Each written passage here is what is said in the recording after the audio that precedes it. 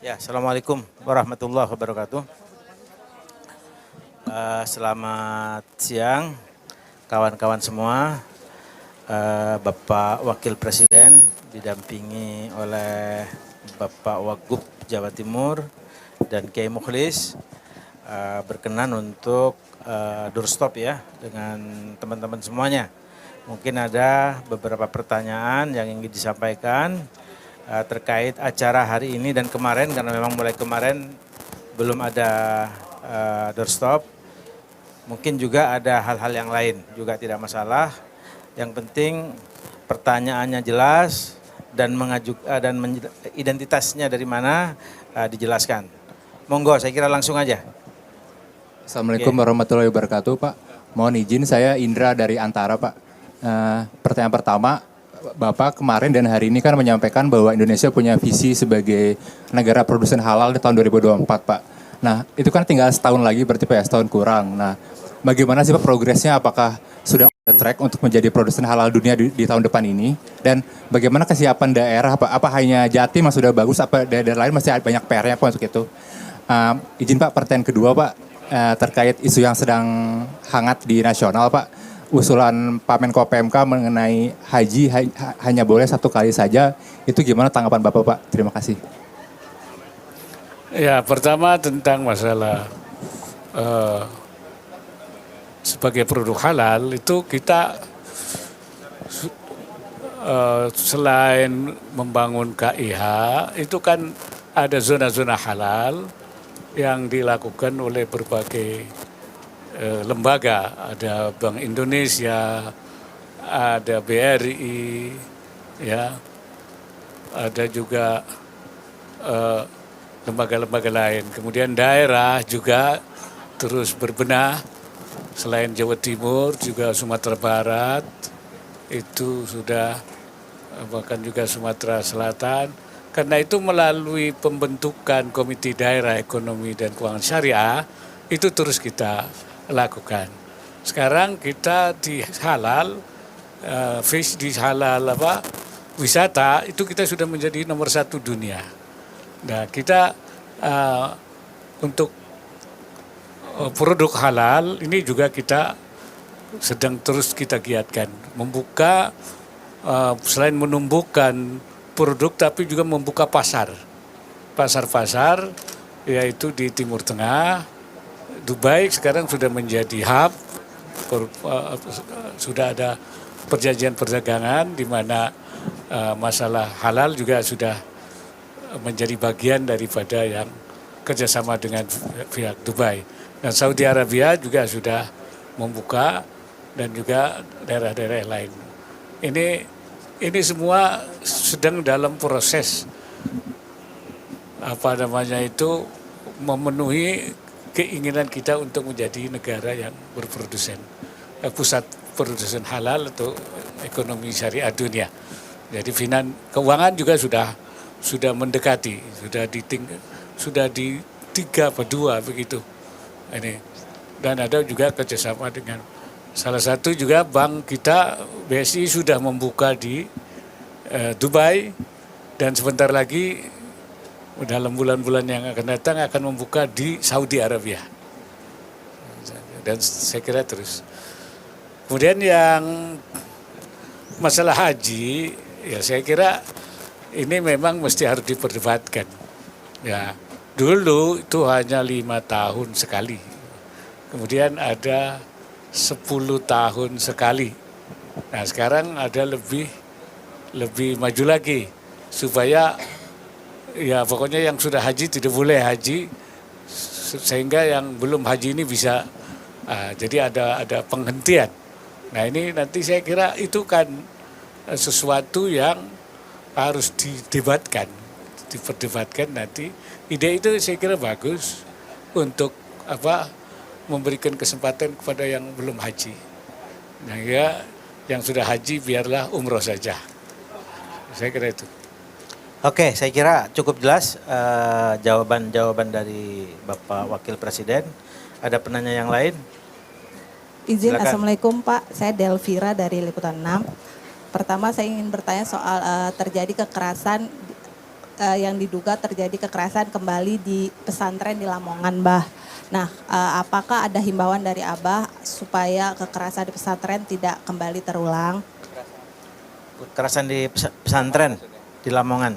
Kalau dari berita sih ada yang meninggal di MTS di Lamongan di Ponpes. MTS, Ponpes Lamongan. Ya, himbauan dari Abah agar tidak ada lagi kekerasan. Mungkin nanti Bapak Wagub akan memberikan elaborasi Iya. setelah Siap. Bapak Pres. Izin Bah, satu lagi terkait rencana penghapusan Pertalite. Ini kan mendapat beberapa keluhan dari masyarakat. Mungkin tanggapan dari pemerintah seperti apa? Terima kasih. Ya, yang pertama saya kira yang terjadi itu ya Di Lamongan ya, di Lamongan Pak. di Lamongan mungkin dari sekian ribu pesantren, jadi memang ini pengecualian lah. Lalu bahasa umumnya jamak lah. Lalu ada satu yang kemudian dari ribuan gitu. Walaupun begitu saya minta pesantren-pesantren itu mengetatkan kembali sistem pengawasan dan keamanan. Dulu zaman saya pesantren ada pengawas, ada ketua keamanan yang dia mengawasi santrinya itu supaya tidak terjadi konflik. Kalau ada konflik sudah bisa ditengahi. Nah, oleh karena itu saya kira saya minta Menteri Agama nanti mengketatkan itu. Jadi pesantren-pesantren harus bisa mengawasi santrinya dengan baik, menjaga jangan sampai terjadi perkelahian, apalagi sampai meninggal. Saya kira begitu. Nanti urusan nanti Pak Wakil Gubernur. Siap, izin melaporkan Bapak Wakil Presiden. Jadi memang saat ini sedang dilakukan pendalaman dari pihak-pihak yang terkait karena keluarga korban memiliki pertanyaan terkait dengan anak mereka. Izinkan kami menyampaikan bahwa ini berkaitan dengan lembaga pendidikan. Jadi kita tidak khusus membedakan, mendikotomi pendidikan berbasis madrasah atau lembaga pendidikan sekolah. Kita semua permasalahan yang berkaitan lembaga pendidikan harus kita sikapi dengan serius, investigasi yang transparan dan adil kepada semua pihak.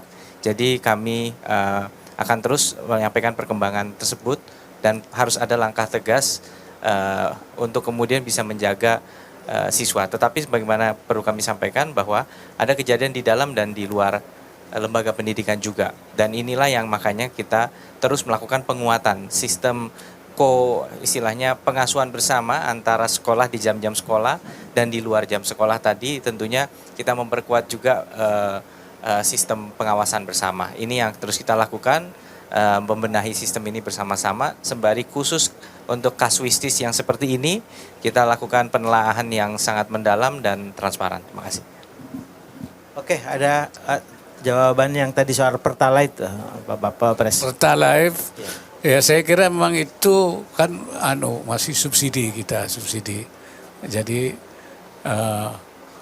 sedang dipikirkan lah supaya tidak terus mensubsidi, tetapi subsidi itu nanti diberikan kepada si orangnya, ya. Yang berhak ya.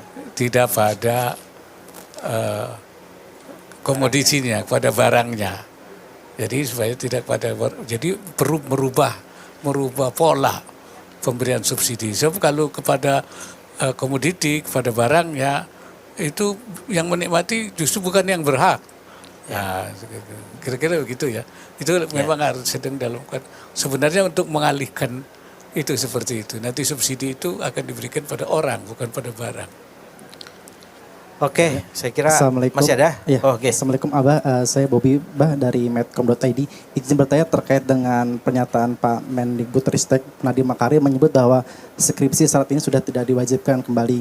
Kalau dari pandangan Pak Wapres, bagaimana melihat kebijakan ini?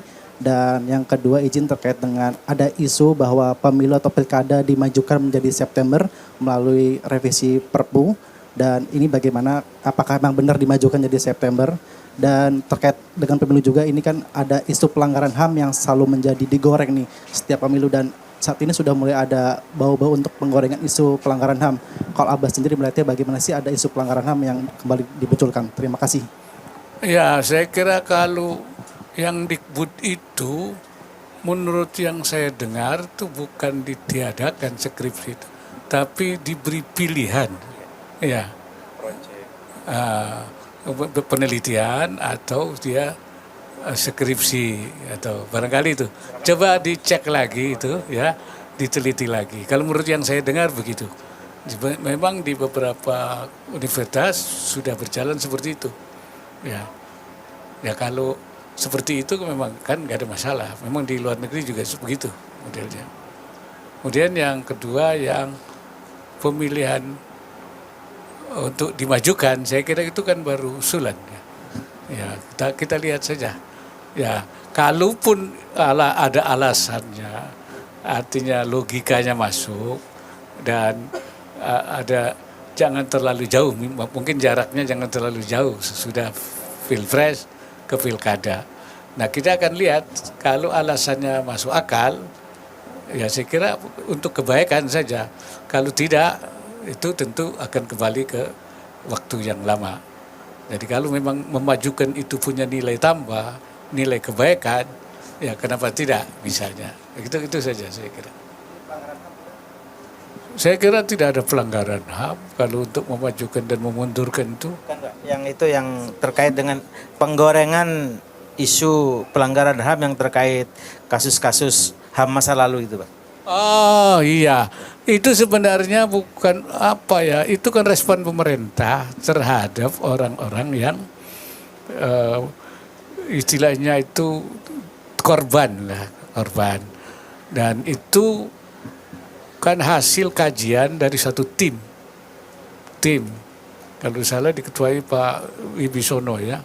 Itu dia kemudian hasilnya dari beberapa peristiwa yang jadi korban yang memang sebenarnya itu tidak langsung terkait, itu kemudian itu akan diberikan santunan oleh pemerintah. Ya, kemudian baik yang ada di Rusia kasus misalnya 65, kasus Aceh, ya, Tanjung Priok. kasus Tanjung Priok, nah itu semua itu memang ya pemerintah ingin memberikan sebab pelanggaran HAM masa lalu kemudian dianggapnya pemerintah tidak menyelesaikan. Oleh karena itu tidak menempuh jalur yudisial tetapi semacam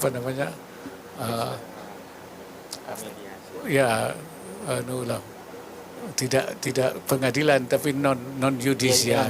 Non yudisial. Ini yang salah satu yang ditempuhnya itu. Saya kira itu. Ya. Oke, masih ada atau sudah selesai? Oh, terakhir ya. Oke. Assalamualaikum Pak Wapres, saya Laras dari Warta Ekonomi.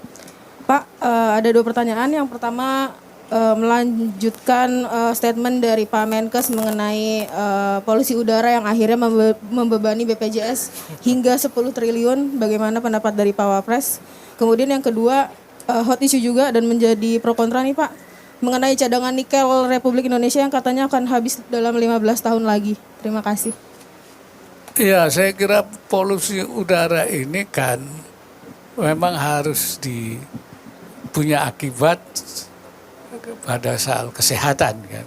Jadi yang memang dirugikan bukan hanya BPJS, juga banyak pihak ya Karena itu pemerintah sekarang serius untuk menangani polusi udara itu. Jadi polusi udara dengan berbagai melalui emisi, kemudian melalui industri yang menyebabkan terjadinya, bahkan WFH juga digunakan, bahkan di Jakarta itu penyemprotan gedung, pokoknya semua hal. Artinya itu pemerintah punya komitmen untuk menurunkan, membersihkan udara, jangan sampai itu mengakibatkan terjadinya bahaya, terutama terhadap masalah kesehatan. Jadi menurut saya ya, kalau itu berakibat pada BPJS, ya tentu salah satu yang dampak yang terjadi saya kira. Ya, itu. Kemudian yang kedua apa? Cadangan nikel. Itu saya kira harus diteliti betul apa betul cadangan nikel itu. Ini pemerintah kan nanti akan meneliti itu. Jadi, tetapi nikel itu kan kita arahnya pada upaya hilirisasi. Jadi hilirisasi nikel itu punya nilai manfaat yang besar, baik untuk ahli teknologi maupun juga untuk tentu kita tenaga kerja kita yang nanti bisa bekerja di tempat-tempat pabrik pengolahan nikel itu saya kira menjadi sesuatu yang menurut pemerintah sangat diperlukan dalam rangka menyerap tenaga kerja kita itu, dan juga tentu pendapatan negara dari situ. Mengenai itu saya kira perlu diteliti lagi apa betul, tinggal sekian itu ya.